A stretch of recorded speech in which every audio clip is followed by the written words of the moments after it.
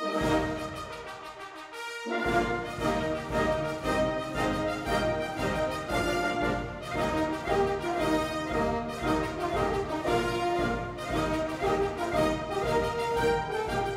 week in Limbourgeois, concert Janine Kitsen in muziekgieterij en Limburgse handelsdelegatie naar Luik.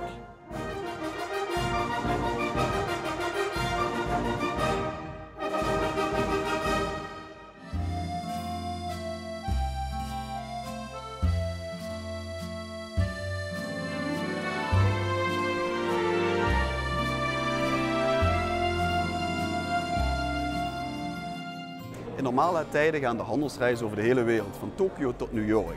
Maar de stad Luik, op nog geen 10 kilometer van Maastricht, wordt vaak vergeten. Daar wilden de netwerkorganisaties Limburg Leads en Want2Go verandering in brengen door 35 Nederlandse en Belgische ondernemers naar Luik te brengen.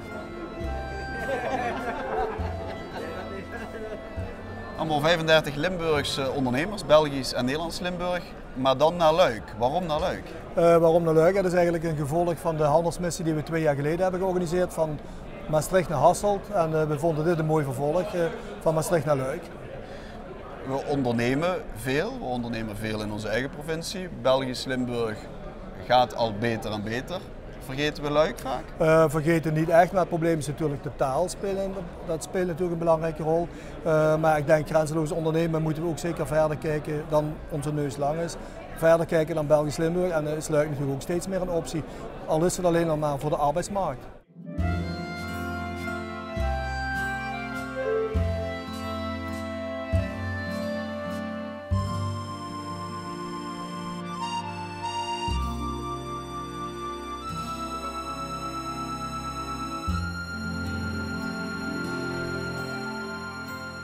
Bedrijven die willen groeien moeten over de grens kijken en sectorvreemd.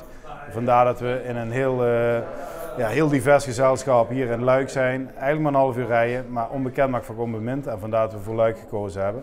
Omdat we denken dat hier heel veel zakelijke kansen liggen voor zowel Nederlands-Limburgse als Belgisch-Limburgse ondernemers.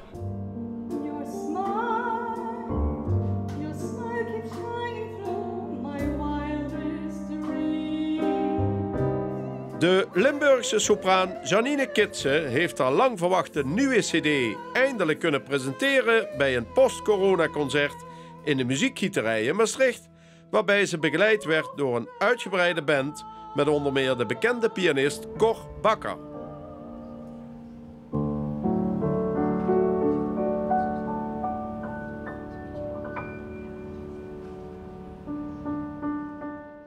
Even wennen? Het was ook even wennen, maar ik was zo blij vanavond. Toen ik eindelijk bij iedereen die interactie voelde. En dat het moment was dat mijn album gepresenteerd werd. En die plek is geweldig hier in de muziekgieterij. Dus vooral heel blij. Het was voor jou ook een wat andere setting dan normaal. Hè? Normaal in het theater zit iedereen braaf naast elkaar. En dit was meer een beetje nightclub-achtig. Ja, maar ik dacht ook bij die muziek, het album heet Contradictions, tegenstrijdigheden. En ik dacht, ja, die klassiek en die pop, dat komt hier wel heel mooi tot zijn recht. Ja. Dus we hebben bewust hier voor deze zaal gekozen en daar ben ik zo dankbaar voor. Ook met de lichten en ja, het is gewoon een goede sfeer hier.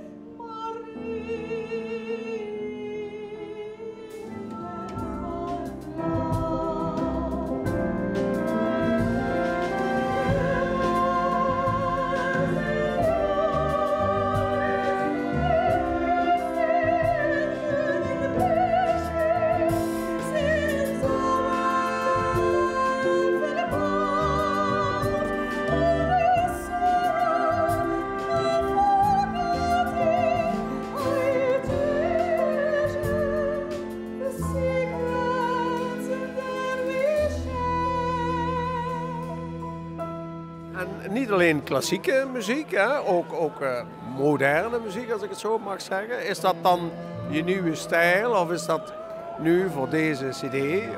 Weet je, in die coronatijd toen hadden we allemaal een beetje een lege agenda, tenminste de kunstenaars denk ik, met mij. En toen ben ik achter de piano gegaan, heb ik wat akkoorden gespeeld, wat liedjes. En toen kwam het allemaal en toen dacht ik van, dit ga ik doen. Dus het is een uitstapje, maar ik ben natuurlijk gewoon klassiek zangeres. Maar dit is een uitstapje en ja, ik ben er heel blij mee, want het is echt een heel inspirerend project voor mij geweest dit.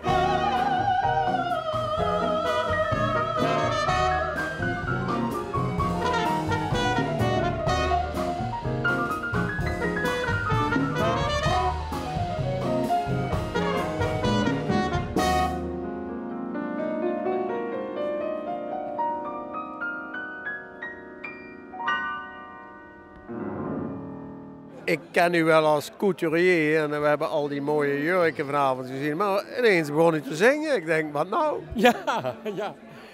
Ja, heerlijk vanavond. Echt, maar ik ben toch blij dat ik geen zanger geworden ben. Want die nervositeit, die stress, nee, dat is altijd wel een ding. Maar u hebt het toch gedaan? Ik heb het gedaan en weet je, Janine is bij mij gekomen om een mooie gouden jurk te laten maken. En wij zijn zulke goede vrienden geworden. En op een gegeven moment gingen we ook wat zingen. En toen zeiden we, oh, dat nummer klinkt echt mooi. En muziek en mode is gewoon een passie voor mij.